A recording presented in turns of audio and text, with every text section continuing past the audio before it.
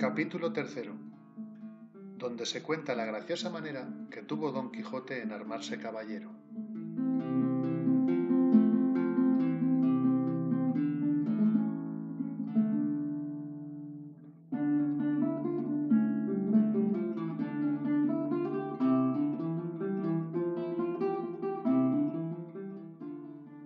Y así, fatigado de este pensamiento,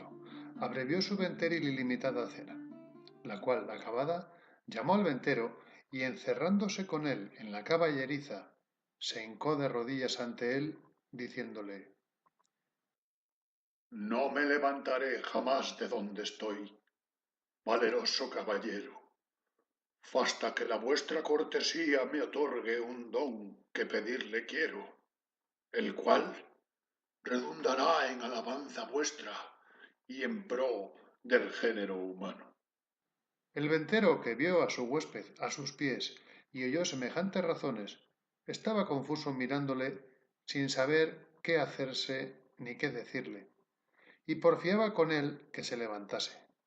y jamás quiso hasta que le hubo de decir que él le otorgaba el don que le pedía. No esperaba yo menos de la gran magnificencia vuestra, señor mío, respondió don Quijote, y así os digo que el don que os he pedido y de vuestra liberalidad me ha sido otorgado, es que mañana, en aquel día, me habéis de armar caballero, y esta noche, en la capilla deste vuestro castillo, velaré las armas, y mañana, como tengo dicho, se cumplirá lo que tanto deseo para poder, como se debe, ir por todas las cuatro partes del mundo buscando las aventuras en pro de los menesterosos, como está a cargo de la caballería y de los caballeros andantes, como yo soy, cuyo deseo a semejantes fazañas es inclinado. El ventero, que como está dicho era un poco socarrón y ya tenía algunos barruntos de la falta de juicio de su huésped, acabó de creerlo cuando acabó de oírle semejantes razones, y por tener que reír aquella noche, determinó de seguirle el humor. Y así le dijo que andaba muy acertado en lo que deseaba y pedía, y que tal prosupuesto era propio y natural de los caballeros tan principales como él parecía y como su gallarda presencia mostraba, y que él, ansí mesmo, en los años de su mocedad, se había dado a aquel honroso ejercicio, andando por diversas partes del mundo buscando sus aventuras, sin que hubiese dejado los percheles de Málaga, islas de Riarán, compás de Sevilla, azoguejo de Segovia, la olivera de Valencia, rondilla de Granada, playa de Sanlúcar, potro de Córdoba y las ventillas de Toledo y otras diversas partes donde había ejercitado la ligereza de sus pies, sutileza de sus manos, haciendo muchos tuertos, recuestando muchas viudas, deshaciendo algunas doncellas y engañando a algunos pupilos, y finalmente dándose a conocer por cuantas audiencias y tribunales hay casi en toda España, y que a lo último se había venido a recoger en aquel su castillo, donde vivía con su hacienda y con las ajenas, recogiendo en él a todos los caballeros andantes de cualquiera calidad y condición que fuesen, sólo por la mucha afición que les tenía y porque partiesen con él de sus saberes en pago de su buen deseo. Díjole también que en aquel su castillo no había capilla alguna donde poder velar las armas, porque estaba derribada para hacerla de nuevo, pero que en caso de necesidad él sabía que se podrían velar donde quiera, y que aquella noche las podría velar en un patio del castillo, que a la mañana, siendo Dios servido, se harían las debidas ceremonias, de manera que él quedase armado caballero, y tan caballero que no pudiese ser más en el mundo. Preguntóle si traía dineros. Respondió don Quijote que no traía blanca, porque él nunca había leído en las historias de los caballeros andantes que ninguno los hubiese traído. A esto dijo el ventero que se engañaba, que puesto caso que en las historias no se escribía, por haberles parecido a los autores de ellas que no era menester escribir una cosa tan clara y tan necesaria de traerse como eran dineros y camisas limpias, no por eso se había de creer que no los trujeron. Y así tuviese por cierto y averiguado que todos los caballeros andantes, de que tantos libros están llenos y atestados, llevaban bien herradas las bolsas, por lo que pudiese sucederles, y que asimismo llevaban camisas y una arqueta pequeña llena de ungüentos para curar las heridas que recibían, porque no todas veces en los campos y desiertos donde se combatían y salían heridos había quien los curase, si ya no era que tenían algún sabio encantador por amigo que luego los socorría, trayendo por el aire en alguna nube alguna doncella o enano con alguna redoma de agua de tal virtud que, engustando alguna gota de ella, luego al punto quedaban sanos de sus llagas y heridas, como si mal alguno hubiesen tenido. Mas que, en tanto que esto no hubiese, tuvieron los pasados caballeros por cosa acertada que sus escuderos fuesen proveídos de dineros y de otras cosas necesarias, como eran hilas y ungüentos para curarse. Y cuando sucedía que los tales caballeros no tenían escuderos, que eran pocas y raras veces, ellos mismos lo llevaban todo en unas alforjas muy sutiles, que casi no se parecían a las ancas del caballo, como que era otra cosa de más importancia. Porque, no siendo por ocasión semejante, esto de llevar alforjas no fue admitido entre los caballeros andantes, y por esto le daba por consejo, pues aún se lo podía mandar como a su ahijado, que tan presto lo había de ser, que no caminase de allí adelante sin dineros y sin las prevenciones referidas, y que vería cuán bien se hallaba con ellas cuando menos se pensase. Prometióle don Quijote de hacer lo que se le aconsejaba con toda puntualidad. Y así se dio luego orden como velase las armas en un corral grande que a un lado de la venta estaba. Y recogiéndolas don Quijote todas, las puso sobre una pila que junto a un pozo estaba,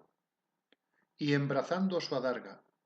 asió de su lanza, y con gentil continente se comenzó a pasear delante de la pila, y cuando comenzó el paseo, comenzaba a cerrar la noche. Contó el ventero a todos cuantos estaban en la venta la locura de su huésped, la vela de las armas y la armazón de caballería que esperaba. Admiráronse de tan extraño género de locura, y fuéronselo a mirar desde lejos, y vieron que, con sosegado ademán, unas veces se paseaba, otras, arrimado a su lanza, ponía los ojos en las armas, sin quitarlos por un buen espacio de ellas. Acabó de cerrar la noche, pero con tanta claridad de luna que podía competir con el que se la prestaba, de manera que cuanto el novel caballero hacía era bien visto de todos. Antojósele en esto a uno de los arrieros que estaban en la venta ir a dar agua a su recua, y fue menester quitar las armas de don Quijote que estaban sobre la pila, el cual, viéndole llegar, en voz alta le dijo: ¡Oh, tú! Quienquiera que seas, atrevido caballero, que llegas a tocar las armas del más valeroso andante que jamás se ciñó espada. Mira lo que haces y no las toques si no quieres dejar la vida en pago de tu atrevimiento. No se curó el arriero de estas razones, y fuera mejor que se curara, porque fuera curarse en salud. Antes, trabando de las correas, las arrojó gran trecho de sí, lo cual, visto por don Quijote, alzó los ojos al cielo, y puesto el pensamiento a lo que pareció en su señora Dulcinea, dijo: Acorredme, señora mía, en esta primera afrenta que a este vuestro avasallado pecho se le ofrece. No me desfallezca en este primero trance vuestro favor y amparo. Y diciendo estas y otras razones semejantes, soltando la adarga, alzó la lanza a dos manos y dio con ella tan gran golpe al arriero en la cabeza que le derribó en el suelo tan maltrecho que si segundara con otro no tuviera necesidad de maestro que le curara. Hecho esto, recogió sus armas y tornó a pasearse con el mismo reposo que primero. Desde allí a poco, sin saberse lo que había pasado, porque aún estaba aturdido el arriero, llegó otro con la misma intención de dar agua a sus mulos, y llegando a quitar las armas para desembarazar la pila, sin hablar don Quijote palabra y sin pedir favor a nadie, soltó otra vez la adarga y alzó otra vez la lanza, y sin hacerla pedazos, hizo más de tres la cabeza del segundo arriero, porque se la abrió por cuatro. Al ruido acudió toda la gente de la venta, y entre ellos el ventero.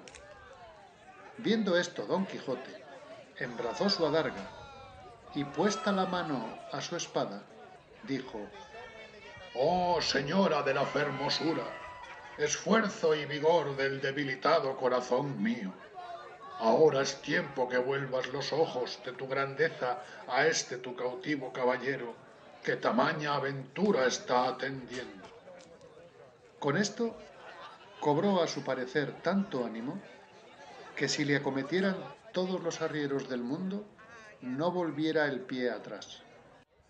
Los compañeros de los heridos, que tales los vieron,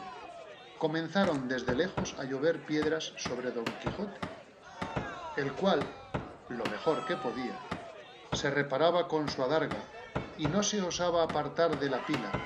por no desamparar las armas. El ventero daba voces que le dejasen, porque ya les había dicho cómo era loco y que por loco se libraría aunque los matase a todos. También don Quijote las daba, mayores, llamándolos de alevosos y traidores, y que el señor del castillo era un follón y mal nacido caballero,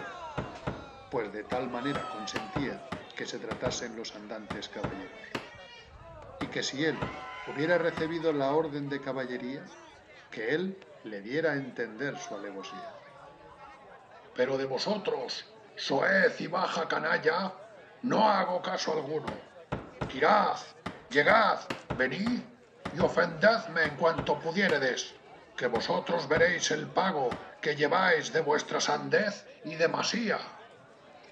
Decía esto con tanto brío y denuedo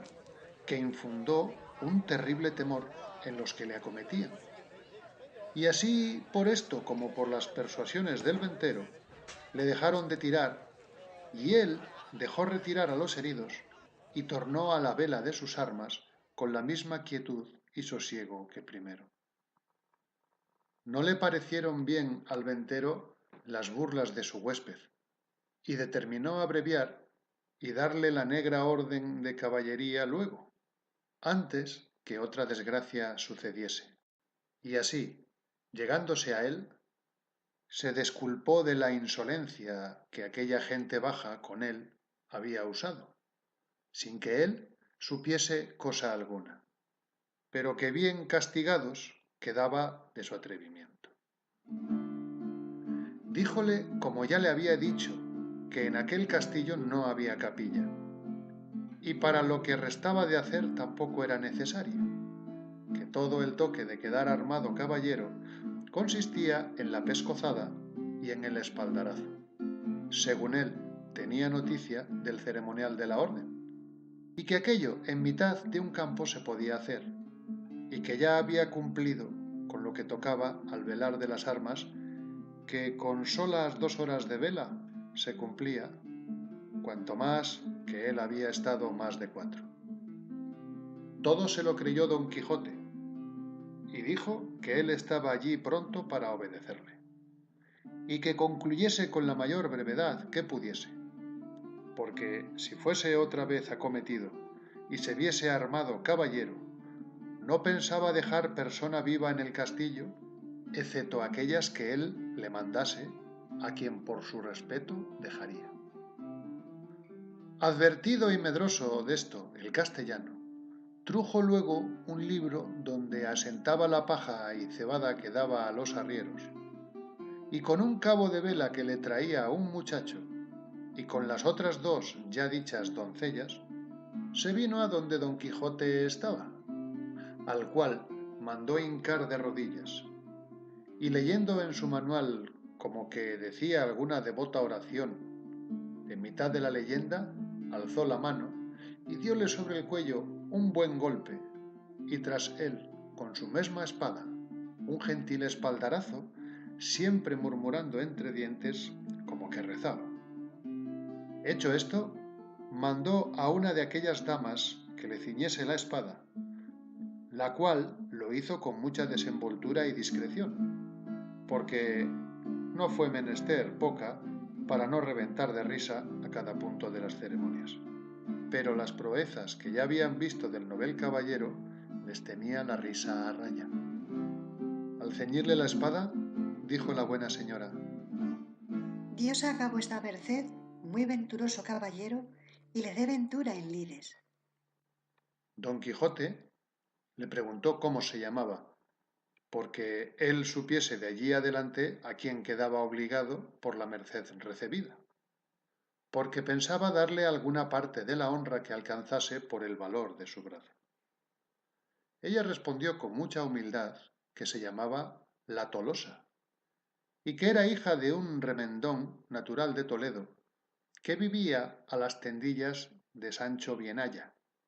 y que dondequiera que ella estuviese, le serviría y le tendría por señor. Don Quijote le replicó que por su amor le hiciese merced que de allí adelante se pusiese don y se llamase doña Tolosa. Ella se lo prometió, y la otra le calzó la espuela, con lo cual le pasó casi el mismo coloquio que con la de la espada. Preguntóle su nombre, y dijo que se llamaba la Molinera, y que era hija de un honrado molinero de Antequera, a la cual también rogó don Quijote que se pusiese don y se llamase doña Molinera, ofreciéndole nuevos servicios y mercedes. Hechas, pues, de galope y aprisa las hasta allí nunca vistas ceremonias, no vio la hora don Quijote de verse a caballo y salir buscando las aventuras. Y ensillando luego a Rocinante, subió en él, y abrazando a su huésped, le dijo cosas tan extrañas, agradeciéndole la merced de haberle armado caballero, que no es posible acertar a referirlas. El ventero, por verle ya fuera de la venta, con no menos retóricas, aunque con más breves palabras, respondió a las suyas, y sin pedirle la costa de la posada, le dejó ir a la buena hora.